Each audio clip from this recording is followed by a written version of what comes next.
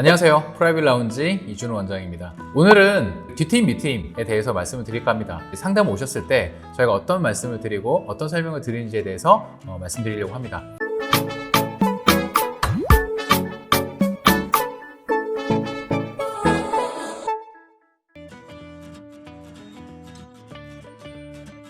동공을 기준으로 해서 바깥쪽에 흰자를 키우는 수술이 밑팀이나 뒤팀이죠. 거기서 보통 바깥쪽에 흰자의 세로폭을 키우는 수술을 밑팀으로 생각해 볼 수 있고, 바깥쪽에 흰자의 가로폭을 키우는 수술을 뒤팀이라고 생각해 볼 수 있습니다. 바깥쪽 트임을 고려할 때 세 가지 정도의 목표가 있습니다. 첫 번째, 길어지고 싶다.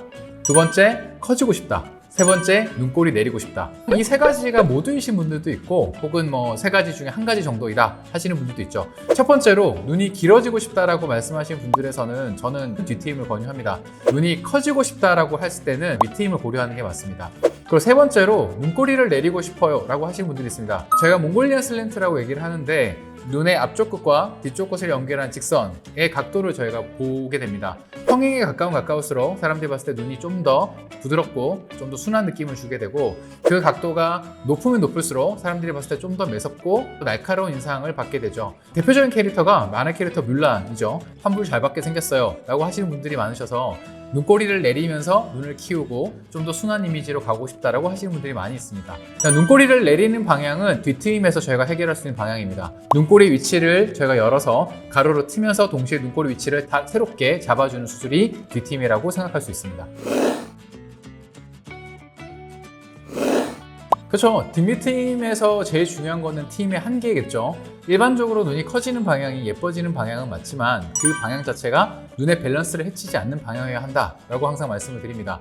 자, 밑트임의 한계라고 할 수 있는 것은 심한 삼배간을 안 만드는 거라고 생각하실 수 있습니다.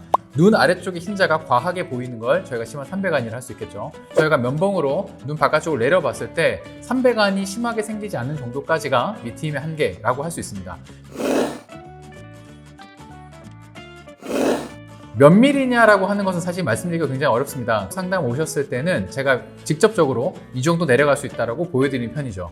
그리고 뒤트임 같은 경우에는 눈 바깥쪽에 눈을 둘러싸고 있는 안화골까지의 거리라고 생각하시면 됩니다. 그 미리수는 당연히 사람들마다 다르겠죠. 그래서 이건 역시도 직접적으로 저희가 상담 오셨을 때 눈으로 직접 봐야 제가 얼마큼 틀 수 있다라고 말씀드릴 수 있겠습니다. 밑트임을 고려할 때는 눈 바깥쪽 모양에서 동공 바깥쪽 상태, 그리고 눈꼬리 위치를 기준으로 했을 때 아래쪽으로 트는 것이 밑트임을 생각하시면 됩니다. 보통 밑트임 방향은 약간 이렇게 트게 되죠. 눈 동공 바깥쪽과 눈꼬리를 중심으로 해서 2포인트 정도로 저희가 내리는 방향으로 수술하게 됩니다. 눈의 바깥쪽 흰자의 세로폭이 이 정도에서 이 정도로 이만큼이 커지게 되는 수술이 밑트임이라고 생각할 수 있습니다. 바깥쪽을 보면은 안화골이라는 뼈가 이렇게 위치하고 있습니다. 이 뼈 위치까지가 저희가 틀 수 있는 여력이고, 이 간격만큼이 저희가 틀 수 있는 간격의 여유라고 생각할 수 있습니다. 눈꼬리가 여기 있으면 뒤트임 같은 경우에 이 눈꼬리를 내려서 고정을 하게 되고 이런 방향으로 수술을 진행하게 되죠. 그래서 이만큼의 피부 여부는 저희가 없애고 이만큼을 키우는 수술이 뒤트임이라고 생각해 볼 수 있습니다. 뒤트임을 통해서 몽골리안 슬랜트라고 하는 앞쪽 끝과 뒤쪽 끝을 연결하는 각도가 이런 각도로 되어 있다면 이 각도 자체가 좀 더 완만한 각도로 바뀌게 되고, 이 각도로 저희가 내리는 수술을 함께 진행할 수 있게 됩니다.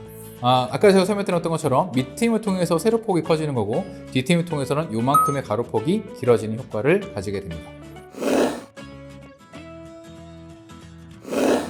굉장히 많이 하시는 질문입니다. 예전에 뒤트임 같은 경우에는 눈 바깥쪽으로 가로절개를 넣고 위에 조직을 제거하고 아래 조직을 제거해서 단순히 봉합하는 방법으로 수술을 많이 했습니다. 현재는 사실 수술 방법이 많은 변화가 있었고, 원장님들마다 방법이 많이 다르겠지만 저 같은 경우는 바깥쪽에 있는 눈꼬리를 내려서 뼈 막에다 고정하는 방법을 쓰기 때문에 예전의 눈꼬리 모양으로 돌아갈 수 없을 뿐더러 심한 디귿자 변형이 오는 것도 충분히 막을 수가 있습니다.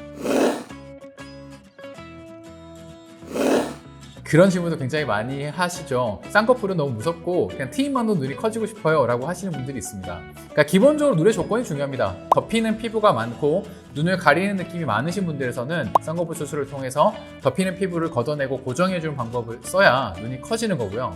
특히나 눈뜨는 힘이 많이 약하신 분들에서는 눈매 교정까지도 저희가 고려를 해야겠죠. 그게 모두 다 괜찮고 다 해결된 상태에서 그 다음 단계로 제가 생각하는 게 사실 트임입니다.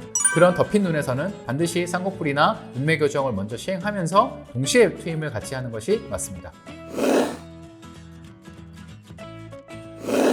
점막이 너무 길게 노출되어 있거나 빨간 느낌이 심한 눈에서는 그 점막 부분을 V자 모양으로 자르고 그만큼의 피부를 다시 뼈막에다 고정하면서 새롭게 수술해주는 방법을 써야 합니다.